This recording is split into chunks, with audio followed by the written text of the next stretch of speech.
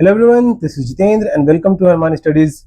In this video, we are going to discuss important points of current affairs of 3 अक्टूबर 2024. इस video में हम लोग 3 अक्टूबर 2024 के important current affairs points को discuss करेंगे। तो जो भी हरमानी स्टडीज पे नए हैं वो चैनल को सब्सक्राइब करना ना भूलें, सीखने को जरूर मिलेगा, तो इसे आप अपने फ्रेंड्स और रिलेटिव्स के साथ ज़्यादा से ज़्यादा शेयर भी करें। तो आप वीडियो को लाइक जरूर करें। तो इस वीडियो में हम लोग 3 अक्टूबर 2024 के इंपॉर्टेंट करंट अफेयर्स पॉइंट्स को डिस्कस करेंगे। आप इसकी पीडीएफ को भी डाउनलोड करना चाहते हैं तो इसका लिंक आपको डिस्क्रिप्शन बॉक्स में मिल जाएगा। अगर आप इसे पढ़ना चाहते हैं तो इसे आप वेबसाइट पर जाकर के पढ़ सकते हैं, यहाँ पे पीडीएफ बॉक्स में से आप इसे डाउनलोड भी कर सकते हैं। तो हरमानी स्टडीज यूट्यूब पे, फेसबुक पे, इंस्टाग्राम पे, गूगल बिजनेस प्रोफाइल भी इसका, सभी जगह इसे लाइक, फॉलो, सब्सक्राइब जरूर करें ताकि आप लेटेस्ट अपडेट से अपडेटेड रहें। तो इस वीडियो में 3 अक्टूबर 2024 के इंपॉर्टेंट करंट अफेयर्स पॉइंट्स को डिस्कस करेंगे हम लोग, और इस पीडीएफ को आप डाउनलोड करने के लिए वेबसाइट पे जाकर के डाउनलोड कर सकते हैं। इसका लिंक आपको डिस्क्रिप्शन में मिल जाएगा। तो हमारा पहला पॉइंट है कि सीसीआई ने मैनकाइंड फार्मा द्वारा भारत सीरम्स और वैक्सीन का अधिग्रहण मंजूर किया। CCI approves Mankind pharma acquisition of Bharat Serums and vaccine. वो तो पहला पॉइंट क्या है कि सीसीआई ने अप्रूव किया है मैनकाइंड फार्मा का acquisition Bharat serum and vaccine को। तो इसके रिगार्डिंग फर्स्ट पॉइंट क्या है कि भारतीय प्रतिस्पर्धा आयोग that is Competition Commission of India ने अक्टूबर 2024 में मैनकाइंड फार्मा द्वारा लिमिटेड द्वारा Bharat Serums and Vaccine Limited के अधिग्रहण की मंजूरी दी। Mankind Pharma Bharat Serums and Vaccine के 100% शेयरों का अधिग्रहण करेगा। तो भारत सीरम्स एंड वैक्सीनेशन का एक्विजिशन किया जाएगा, अधिग्रहण किया जाएगा मैनकाइंड फार्मा के द्वारा, और इसकी मंजूरी सीसीआई ने दे दी है, कंपटीशन कमीशन ऑफ इंडिया ने दे दी है। ये हमारा पहला पॉइंट। तो मैनकाइंड फार्मा के रिगार्डिंग कुछ डिटेल्स है यहाँ पे। तो दवाओं और उपभोक्ता स्वास्थ्य उत्पादों जैसे कंडोम, गर्भ निरोधक, विटामिन का विकास, निर्माण और विपणन करना है। ओके, तो इसका जो है डेवलप करता है, मैन्युफैक्चर करता है और मार्केटिंग करता है। तो फार्मास्यूटिकल प्रोडक्ट्स का, कंज्यूमर हेल्थ केयर आइटम्स का, जैसे कॉन्डम्स हो गए, कॉन्ट्रासेप्टिव्स हो गए और विटामिन की गोलियां हो गई, तो इस तरह की चीजों का मैन्युफैक्चरिंग किया जाता है मैनकाइंड फार्मा के द्वारा। इसके रिगार्डिंग दूसरा पॉइंट क्या है कि सक्रिय फार्मास्यूटिकल सामग्री that is active pharmaceutical ingredients, APIs and packaging products, तो इसके द्वारा जो है मैनकाइंड फार्मा के द्वारा जो है एपीआई यानी एक्टिव फार्मास्यूटिकल इंग्रेडिएंट्स और पैकेजिंग उत्पादों का भी उत्पाद किया जाता है। तो अब भारत सीरम्स एंड वैक्सीन क्या थी, तो ये दवाओं के अनुसंधान, विकास और बिक्री पर केंद्रित है। तो भारत सीरम्स एंड वैक्सीन के द्वारा जो था वो research, development and sale of pharmaceutical products पे ध्यान दिया जाता था। ओके, अब इसके रिगार्डिंग दूसरा पॉइंट क्या है कि महिलाओं का स्वास्थ्य महत्वपूर्ण देखभाल, आईवीएफ और आपातकालीन चिकित्सा में विशेषज्ञता रखता है। तो भारत सीरम्स एंड वैक्सीन जो है ये स्पेशलाइजेज है वुमेन्स हेल्थ में, क्रिटिकल केयर में, आईवीएफ में एंड इमरजेंसी मेडिसिन में। ये कुछ इंपॉर्टेंट पॉइंट्स हमारे फर्स्ट पॉइंट के रिगार्डिंग में, जिसमें मैनकाइंड फार्मा और भारत सीरम्स एंड वैक्सीन के बारे में डिस्कस किया गया। ओके, अब सेकंड पॉइंट इज कि पीएम लॉन्चेस धरती आबा जनजातीय ग्राम उत्कर्ष अभियान। पीएम के द्वारा धरती आबा जनजातीय ग्राम उत्कर्ष अभियान का शुरुआत किया गया। और इसके रिगार्डिंग फर्स्ट पॉइंट क्या है कि प्रधानमंत्री ने 2 अक्टूबर 2024 को महात्मा गांधी की जयंती के अवसर पर झारखंड के हजारीबाग में धरती आबा जनजातीय ग्राम उत्कर्ष अभियान का शुभारंभ किया। तो प्रधानमंत्री ने 2 अक्टूबर 2024 को महात्मा गांधी की जयंती के दिन पे झारखंड के हजारीबाग में, ठीक है, हजारीबाग में धरती आबा जनजातीय ग्राम उत्कर्ष अभियान का शुभारंभ किया। नेक्स्ट पॉइंट है कि यह अभियान आकांक्षी जिलों में 63,000 से अधिक जनजातीय बहुल गांवों के विकास के लिए रुपए 79,156 करोड़ के बजट के साथ शुरू किया गया है। ये धरती आबा जनजातीय ग्राम उत्कर्ष अभियान जो है, तो इसमें लगभग 63,000 जिलों को शामिल किया गया है और इसका बजट जो है लगभग 80 करोड़ के आसपास का है, ठीक है, 79,156 करोड़ यानी लगभग 80 करोड़ के आसपास का बजट है इसका।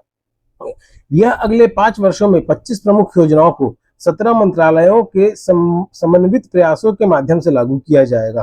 तो इस अभियान को जो है अगले 5 वर्षों में तो 25 प्रमुख योजनाओं के माध्यम से, ठीक है, 25 प्रमुख योजनाओं के माध्यम से इसे 5 वर्षों में 17 मंत्रालयों के समन्वित यानी 17 मंत्रालय मिनिस्ट्रीज इसमें शामिल होंगी, तो तब उनके दौरान इसको चालू किया जाएगा। अगले 5 वर्षों में इसे अच्छी तरह से लागू किया जाएगा। प्रधानमंत्री ने 40 नए एकलव्य स्कूलों का उद्घाटन किया और 2,834 करोड़ की लागत से 25 और स्कूलों की आधारशिला रखी। नेक्स्ट पॉइंट है कि प्रधानमंत्री ने 40 नए एकलव्य स्कूलों का उद्घाटन किया। ये तो एकलव्य स्कूलों का उद्घाटन किया गया, लगभग 40 एकलव्य स्कूलों का उद्घाटन किया गया प्रधानमंत्री जी के द्वारा, और 2,834 करोड़ की लागत से 25 और स्कूलों की आधारशिला रखी। 25 और स्कूलों यानी एकलव्य स्कूलों का आधारशिला भी रखा गया प्रधानमंत्री के द्वारा। 40 का उद्घाटन किया गया और लगभग 25 का आधारशिला भी रखा गया। नेक्स्ट एडिशनली इसके अलावा पीएम जनमन के तहत जो जानकारी दी जा रही है मंत्रालय के द्वारा कि पीएम जनमन के तहत 1365 करोड़ की परियोजनाओं का शुभारंभ हुआ, जिसमें 1387 किलोमीटर सड़कों का निर्माण, 120 आंगनबाड़ी केंद्र, 250 बहुउद्देश्य केंद्र और 10 स्कूल छात्रावास शामिल हैं। तो लगभग पीएम जनमन के तहत, पीएम जनमन योजना के तहत 1365 करोड़ की परियोजनाओं का भी शुभारंभ किया गया, जिसमें 1387 किलोमीटर सड़कों का निर्माण था, 120 आंगनबाड़ी केंद्र, 250 बहुउद्देश्य केंद्र के मल्टीपर्पज सेंटर्स और 10 स्कूल के हॉस्टल भी निर्माण भी इसमें शामिल है। ये पीएम धरती आबा जनजातीय आवास योजना के तहत, जनजातीय आवास नहीं है दोस्तों, जस्ट अमाउंट प्लीज, फटक क्यों रहा है, ग्राम उत्कर्ष अभियान, ठीक है, पीएम धरती आबा जनजातीय ग्राम उत्कर्ष अभियान के तहत इतनी सारी योजनाओं का शुभारंभ किया गया। तो ये हमारा दूसरा पॉइंट का एक्सप्लेनेशन। हमारा तीसरा पॉइंट है कि केंद्रीय मंत्री ने सीलदाह स्टेशन पर प्लेटफॉर्म विस्तार और नसीबपुर रेलवे ब्रिज का उद्घाटन किया। तो पीयूष गोयल के अश्विनी वैष्णव जी, हमारे यूनियन मिनिस्टर जो है अश्विनी वैष्णव, उनके द्वारा जो है तो सियालदह स्टेशन पर प्लेटफॉर्म विस्तार, उसका प्लेटफॉर्म एक्सटेंड किया गया और नसीबपुर रेलवे ब्रिज का उद्घाटन किया गया। तो इसके रिगार्डिंग फर्स्ट पॉइंट क्या है कि केंद्रीय मंत्री अश्विनी वैष्णव ने सीलदाह रेलवे स्टेशन पर प्लेटफॉर्म 1 से 5 का विस्तार कर 12 कोच वाली ईएमयू ट्रेनों के लिए सुविधा प्रदान की। ये तो 1 से 5 तक का विस्तार किया गया है इस स्टेशन पे, 1 से 5 प्लेटफॉर्म बनाए गए हैं और 12 कोच वाली ईएमयू ट्रेन को भी शुरुआत किया गया। नेक्स्ट पॉइंट है कि इस विस्तार से प्रतिदिन 3 लाख अतिरिक्त यात्री यात्रा कर सकेंगे। ये जो एक्सटेंशन हुआ है तो इसकी मदद से जो है लगभग 3 लाख यात्री एक्स्ट्रा यात्री जो है वो डेली के बेसिस पे ट्रेवल कर पाएंगे, जिससे उपनगरीय यात्रियों को अधिक सुविधा मिलेगी। और इस ट्रेन को शुरू होने से और इस एक्सटेंशन होने की वजह से तो उपनगरीय जो है सब अर्बन कम्यूटर्स जो है, जो शहरों में आने जाने वाले हैं, शहर के बाहरी क्षेत्र में आने जाने वाले हैं, तो उनको बहुत सुविधा मिलेगी। नेक्स्ट पॉइंट क्या है कि मंत्री ने पश्चिम बंगाल के मुर्शिदाबाद जिले में नसीबपुर रेलवे ब्रिज पर नई यात्री ट्रेन सेवाओं का उद्घाटन किया। The minister also inaugurated new passenger train services over the Nasibpur railway bridge in Murshidabad West Bengal. ठीक है, तो अश्विनी वैष्णव जी के द्वारा जो है नसीबपुर में मुर्शिदाबाद जिले के नसीबपुर में एक रेलवे ब्रिज पर नई यात्री ट्रेन की शुरुआत भी की गई। ये हमारा तीसरा पॉइंट का explanation. Our fourth point is कि प्रधानमंत्री ने सबकी योजना सबका विकास अभियान में भागीदारी की अपील की। ये सबकी योजना सबका विकास, सबकी योजना मतलब ये जो भी योजनाएं लाई जाती हैं वो सबके लिए रहती हैं और सबका विकास भी होता है, इसमें भागीदारी करने के लिए प्रधानमंत्री ने अपील की है। इसका फर्स्ट पॉइंट क्या है कि प्रधानमंत्री नरेंद्र मोदी ने ग्रामीण निवासियों और हितधारकों से सबकी योजना सबका विकास अभियान, जिसे 2024-25 के लिए लोगों की योजना अभियान के रूप में भी जाना जाता है, इसे सक्रिय रूप से भाग लेने की अपील की। तो लोगों से जो है इसमें सक्रिय रूप से भाग लेने के लिए अपील किया गया है प्रधानमंत्री जी के द्वारा। नेक्स्ट पॉइंट है कि 1 अक्टूबर 2024 के एक पत्र में प्रधानमंत्री ने 2025-26 के लिए ग्राम पंचायत विकास योजना जीपीडीपी, ग्राम पंचायत डेवलपमेंट प्रोजेक्ट, ठीक है, जीपीडी डेवलपमेंट प्लान जीपीडीपी तैयार करने में उत्साही और प्रतिबद्ध भागीदारी की आवश्यकता को उजागर किया। तो प्रधानमंत्री के द्वारा जो है ये ग्राम पंचायत डेवलपमेंट प्लान में भागीदारी के लिए, ताकि ग्रामीण स्तर पे भी लोगों तक सुविधाएं पहुंच सकें, तो इसके लिए भी उन्होंने अपील किया लोगों से कि वो इसमें शामिल हो। नेक्स्ट पॉइंट इसका कि 2 अक्टूबर 2024 ग्राम पंचायत विकास योजनाओं PDPs that is panchayat development plans के निर्माण के लिए लोगों की योजना अभियान का राष्ट्रीय स्तर पर शुभारंभ करता है। 2 अक्टूबर 2024 से जैसे राष्ट्रीय स्तर पर इसका शुभारंभ किया गया। नेक्स्ट, यह अभियान युवा लोगों को ग्रास रूट स्तर पर योजना बनाने में शामिल करने के लिए उन्नत भारत अभियान और पंचायती राज मंत्रालय के बीच साझेदारी को बढ़ावा देता है। इस अभियान की मदद से जो है ग्रास रूट लेवल पे, एकदम बेसिक लेवल से काम स्टार्ट होगा, जो कि उन्नत भारत अभियान और पंचायती राज मंत्रालय के बीच साझेदारी को भी बढ़ावा देना है। नेक्स्ट, कि पंचायती राज मंत्रालय ने आज देश भर के 750 ग्राम पंचायतों में विशेष ग्राम सभा और प्रशिक्षण कार्यक्रम का आयोजन किया। तो इन सब चीजों के उपलक्ष्य में पंचायती राज मंत्रालय, मिनिस्ट्री ऑफ पंचायती राज जो है, उन्होंने आयोजन किया बहुत सारे ग्राम सभाओं का और प्रशिक्षण कार्यक्रम का, ट्रेनिंग प्रोग्राम्स का भी, लगभग 750 ग्राम पंचायतों में, डिस्ट्रिक्ट्स में। तो ये था हमारा फोर्थ पॉइंट का एक्सप्लेनेशन।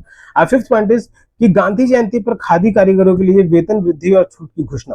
तो गांधी जयंती पर जो है खादी से रिलेटेड जो भी काम करने वाले हैं, चाहे वो कारीगर हो या फिर बिजनेसमैन हो, तो उन पे वेतन वृद्धि, जो कारीगर है खास करके, तो उनके लिए वेतन वृद्धि, उनके वेजेस में, तनख्वाह में इंक्रीमेंट हुआ, और जो कस्टमर्स है तो उनके लिए डिस्काउंट्स की भी योजना शुरुआत की गई। तो गांधी जयंती के अवसर पर खादी और ग्रामीण उद्योग आयोग जिसके VIC के अध्यक्ष मनोज कुमार ने खादी कारीगरों के लिए वेतन वृद्धि की घोषणा की। तो गांधी जयंती के अवसर पर खादी कारीगरों के लिए जो है खुशखबरी दी गई कि उनकी वेतन में वृद्धि की जाएगी। तो KVIC क्या होगा, तो khadi and village industries commission, khadi and village industries commission. तो इसके जो मंत्री हैं उन्होंने इसके बारे में, अध्यक्ष जो है मनोज कुमार जी ने, तो इन्होंने इसके बारे में जानकारी दी। नेक्स्ट, चरखा का उपयोग करने वाले कत्था करने वालों को उनके वेतन में 25% की वृद्धि मिलेगी। जो चरखा का इस्तेमाल करके खादी का उत्पन्न करते हैं, कचर धागा बनाते हैं, तो उनके वेतन में 25% की वृद्धि को बताया गया है। नेक्स्ट, सूत बुनने वाले कारीगरों को 7% की वेतन की वृद्धि मिलेगी, और सूत बुनने का काम जो करते हैं तो उन्हें 7% की वेतन वृद्धि मिलेगी, उनका जो इंक्रीमेंट होगा वो 7% का होगा। इसके खादी उत्पादों पर 20% और ग्रामीण उद्योगों के उत्पाद पर 10% की विशेष छूट खादी भवन, नॉर्थ प्लेस नई दिल्ली और देश भर में शुरुआत की गई। तो खादी उत्पादों पर 2 अक्टूबर के उपलक्ष्य में 20% का छूट और उद्योगों के उत्पादों पर 10% की छूट को शुरुआत किया गया खादी भवन में, जो कि कनॉट प्लेस नई दिल्ली में स्थित है, और इसके माध्यम से पूरे देश भर में इसको शुरुआत किया गया। नेक्स्ट, 2 अक्टूबर 2024 को अंतर्राष्ट्रीय अहिंसा दिवस के रूप में भी घोषित किया गया है। तो इंटरनेशनल डे ऑफ वायलेंस 2024 2 अक्टूबर को मनाया गया।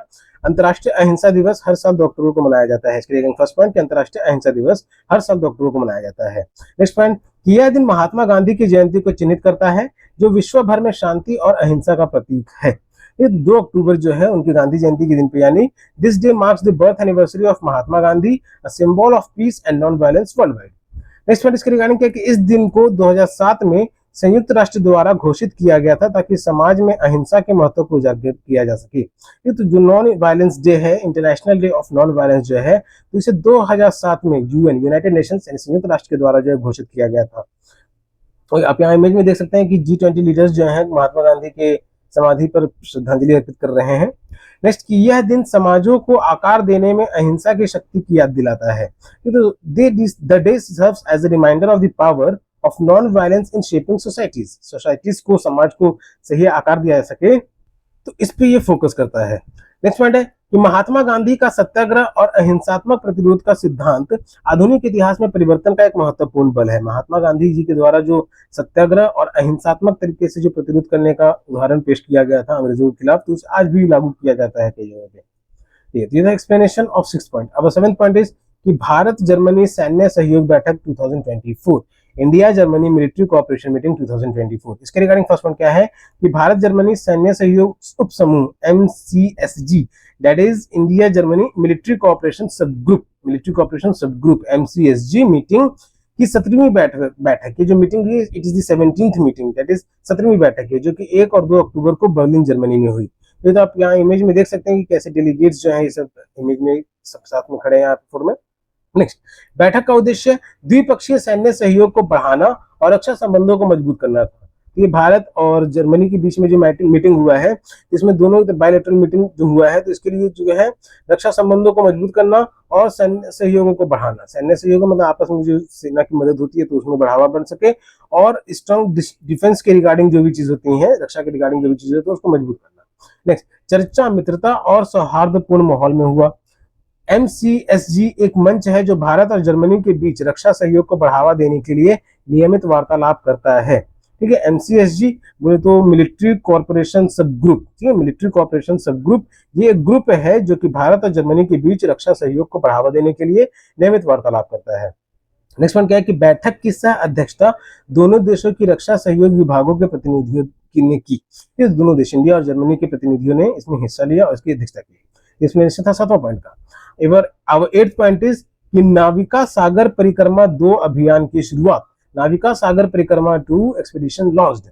इसके रिगार्डिंग फर्स्ट पॉइंट है कि 2 अक्टूबर 2024 को नौसेना प्रमुख एडम दिनेश के त्रिपाठी ने गोवा के INS मंडोवी से नाविका सागर परिक्रमा 2 अभियान की शुरुआत की।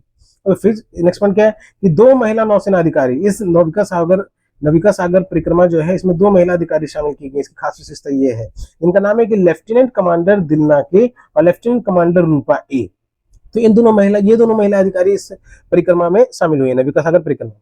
तो भारतीय नौसेना की सेलिंग वेसल तारिणी पर सागर की परिक्रमा करेंगी। जिस जहाज पे लोग शामिल हुए हैं तो उसका नाम है तारिणी। तो इस समय जिस जहाज पे शामिल हुए हैं तो उसका नाम है तारिणी। नेक्स्ट, यह अभियान समुद्री क्षेत्र में नारी शक्ति का प्रतीक है। तो समुद्री क्षेत्र में भी नारी शक्ति सशक्त हो तो इसके लिए प्रतीक रहेगा, ये एक बहुत बड़ा एग्जाम्पल सेट करेगा। नेक्स्ट पॉइंट क्या है कि यह अभियान 21,600 समुद्री मील लगभग 40,000 किलोमीटर से अधिक की दूरी तय करेगा और इसमें 4 बंदरगाहों पर रख रखाव के लिए ठहराव शामिल है।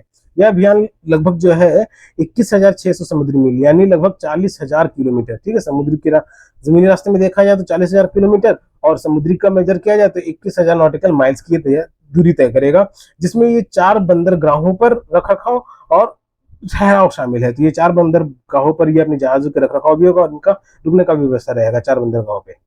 नेक्स्ट पॉइंट है इसके लिए रिगार्डिंग कि मार्ग में गोवा से ऑस्ट्रेलिया के फ्रेमटन, फ्रेमटन से न्यूजीलैंड के लिटिलटन, लिटिलटन से फॉकलैंड द्वीप से पोर्ट स्टैनली, पोर्ट स्टैनली से दक्षिण अफ्रीका के केप टाउन और अंत में केप टाउन से गोवा की यात्रा शामिल है। तो ये जो जिन जिन शहरों का चक्कर काटेगा अपने दूरी अपने जर्नी के दौरान, तो क्या है कि गोवा से फ्रीमेंटल, फिर ऑस्ट्रेलिया, फ्रीमेंटल का है तो ऑस्ट्रेलिया में, तो ये गोवा से अपनी जर्नी स्टार्ट करेगा तो क्या ऑस्ट्रेलिया तक जाएगा फ्रीमेंटल में, फिर फ्रीमेंटल टू लिटिल टाउन, फ्रीमेंटल से जाएगा ये लिटिल टाउन की तरफ जो कि है न्यूजीलैंड में, फिर लिटिल टाउन से port Stanley, Falkland island, port Stanley, फिर इसके बाद लिटिल टाउन से ये जाएगा पोर्ट स्टैनली में, फिर पोर्ट स्टैनली से केप टाउन जो कि साउथ अफ्रीका में है और फिर फाइनली केप टाउन से वापस गोवा में लौट आएगा। तो ये इसके रास्ता का विवरण था।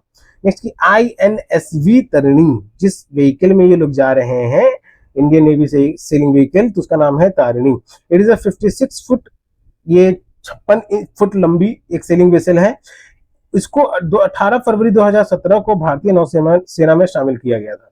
जिस वेसल में ये लोग जा रहे हैं तो इस वेसल को 18 फरवरी 2017 में भारतीय नौसेना में शामिल किया गया था। इसने 66,000 समुद्री मील की दूरी तय की अभी तक। जिस जर्नी पे ये गए हैं तो ये अभी लगभग 21,000 समुद्री मील की दूरी तय करने के लिए गए हैं और ये तरिणी जो है अभी तक लगभग 66,000 समुद्री मील की दूरी तय कर चुकी है। तो एक्सप्लेनेशन था हमारा 8th पॉइंट का।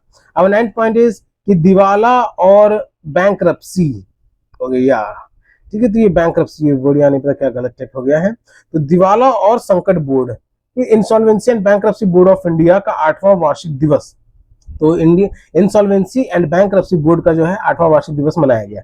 इसके रिगार्डिंग फर्स्ट पॉइंट क्या है कि दिवाला और बैंक संकट board IBBI, that is insolvency and bankruptcy board of India IBBI ने 1 अक्टूबर 2024 को अपना 8वां वार्षिक दिवस मनाया। IBBI के द्वारा 1 अक्टूबर को अपना 8वां वार्षिक दिवस मनाया गया IBBI के द्वारा। नेक्स्ट की मुख्य न्यायाधीश, सेवानिवृत्त रिटायर्ड चीफ जस्टिस इसमें शामिल हुए। तो ये चीफ गेस्ट थे, ठीक है, इसमें मुख्य अतिथि के तौर पे शामिल हुए मुख्य न्यायाधीश रिटायर्ड मुख्य chief justice that is Shri Ramalingam Sudhakar, जो कि अभी president of national company law tribunal है। तो श्री रामलिंगम सुधाकर जो इसमें मुख्य अतिथि बने, इसमें मुख्य अतिथि रहे उनके 8वें वार्षिक समारोह में। नेक्स्ट, उन्होंने भारत के कॉर्पोरेट दिवाला परिदृश्य में दिवाला और बैंक संकट संहिता IBC that is insolvency and bankruptcy code द्वारा लाए गए सकारात्मक परिवर्तनों का प्रकाश डाला। उन्होंने IBC के द्वारा जो है जो भी अच्छे कदम उठाए गए हैं कि लोगों तक भी सहूलियत पहुंचे और बैंक के कर्मचारियों को भी परेशानी ना हो, तो इस तरह की चीजों पे प्रकाश डाला उन्होंने, इस पे वहां पे डिस्कशन किया। IBBI ने अपनी वार्षिक प्रकाशन IBC के 8 वर्ष शोध एवं विश्लेषण जानकारी जारी की। तो IBBI ने जो है अपना एनुअल पब्लिकेशन, वार्षिक पब्लिकेशन जारी किया जाता है IBBI के द्वारा IBC के 8 वर्ष शोध एवं विश्लेषण, ठीक है, रिसर्च एंड एनालिसिस, तो इसको उन्होंने पब्लिकेशन को जारी किया जो संहिता के शुरुआत के 8 वर्षों को चिन्हित करती है। ये IBC, ठीक है, इंसॉल्वेंसी एंड बैंकरप्सी कोड के जो 8 वर्षों की शुरुआत को इसमें दिखाया जाता है। नेक्स्ट क्या कि IBC पर 5वें राष्ट्रीय ऑनलाइन क्विज के विजेताओं को प्रमाण पत्र, पदक और नगद पुरस्कार दिए गए। ये IBBI जो 8th सेशन शुरुआत किया गया, एनुअल सेशन जो इसमें मीटिंग किया गया, तो इसमें जो थे नेशनल ऑनलाइन क्विज कराया गया था, 5th नेशनल ऑनलाइन क्विज कराया गया था, तो इसमें प्रमाण पत्र दिया गया, पदक यानी मेडल्स भी दिए गए एंड कैश प्राइजेस भी दिए गए इसमें। इसकी यह कार्यक्रम वर्षों में दिवाला और बैंक संकट के क्षेत्र में की गई उपलब्धियों पर ध्यान केंद्रित करता है। इस कार्यक्रम के द्वारा साल भर के अंतराल में जो भी बैंक संकट बैंक में संकट आई और फिर इंसॉल्वेंसी या फिर बैंकरप्सी जैसे केसेस आए, तो इन सब पे उपलब्धियां जो हासिल की गई, तो इन सब पे केंद्रित करता है ये कार्यक्रम। ओके, तो आप फोटोज में देख सकते हैं कि कैसे ये लोग कार्यक्रम में शामिल हैं। तो एक्सप्लेनेशन था हमारे 9वें पॉइंट का। हमारा 10वां पॉइंट क्या है कि India shines at ISSF junior world championship, ठीक है, तो इंटरनेशनल या शूटिंग चैंपियनशिप है ये। ISSF जो है ये इंटरनेशनल शूटिंग चैंपियनशिप है। तो जूनियर विश्व चैंपियनशिप में भारत का शानदार प्रदर्शन। इंडिया वोन 5 gold medals on day 4 of the ISSF junior world championship in lima Peru. ये तो भारत ने लिमा पेरू में आईएसएसएफ जूनियर विश्व चैंपियनशिप के चौथे दिन 5 स्वर्ण पदक जीते। भारत के द्वारा 5 स्वर्ण पदक जीता गया। पांचवें चौथे दिन 5 स्वर्ण पदक लगभग जीते गए। ठीक है, तो इसके रिगार्डिंग सेकंड पॉइंट है कि दिव्यांशी ने महिलाओं की 25 मीटर पिस्टल इवेंट में स्वर्ण पदक जीता। 25 मीटर पिस्टल इवेंट में दिव्यांशी के द्वारा स्वर्ण पदक जीता गया, जिसमें उसने इटली की क्रिस्टीना मगनानी को हराया। तो इन्होंने क्रिस्टीना मगनानी को हरा करके स्वर्ण पदक जीता। तो दिव्यांशी ने टीम के स्वर्ण पदक भी जीते। टीम में दिव्यांशी ने एक स्वर्ण पदक जीता 25 मीटर एयर पिस्टल इवेंट में, जो कि 16 था, और एक टीम वाला मेडल भी जीती है उन्होंने, जिसमें वह तेजस्विनी और विभूति भाटिया के साथ जूनियर महिलाओं की 25 मीटर पिस्टल टीम इवेंट में शामिल थी। ये जूनियर महिलाओं की टीम में शामिल थी, तो जिसमें वो पार्टनर बनी थी तेजस्विनी और विभूति भाटिया के साथ। तो इन दोनों के साथ मिलकर के एक टीम वाली भी गोल्ड मेडल जीती है। नेक्स्ट पॉइंट इसके रिगार्डिंग कि मुकेश नेलावली भी एक और सितारे के रूप में उभरे, जिन्होंने 2 स्वर्ण पदक जीते और चैंपियनशिप में अब तक कुल 3 स्वर्ण पदक हासिल किए। ये तो मुकेश नेलावली भी एक राइजिंग स्टार है, जिन्होंने इस कार्यक्रम में 2 स्वर्ण पदक जीते और अभी तक 3 स्वर्ण पदक हासिल कर चुके हैं ये लगभग। नेक्स्ट पॉइंट क्या है कि उन्होंने जूनियर पुरुषों की 25 मीटर पिस्टल में स्वर्ण पदक जीता और सूरज शर्मा और प्रद्युमन सिंह के साथ टीम इवेंट में भी स्वर्ण पदक जीता, जिसमें पोलैंड को 3 अंक से हराया। ठीक है, तो उन्होंने 25 मीटर पिस्टल में स्वर्ण पदक जीता और सूरज शर्मा और प्रद्युमन सिंह के साथ मिलकर के टीम इवेंट में भी एक गोल्ड मेडल जीते। नेक्स्ट कि भारत ने जूनियर पुरुषों की 50 मीटर राइफल टीम इवेंट में भी 5वां स्वर्ण जीता।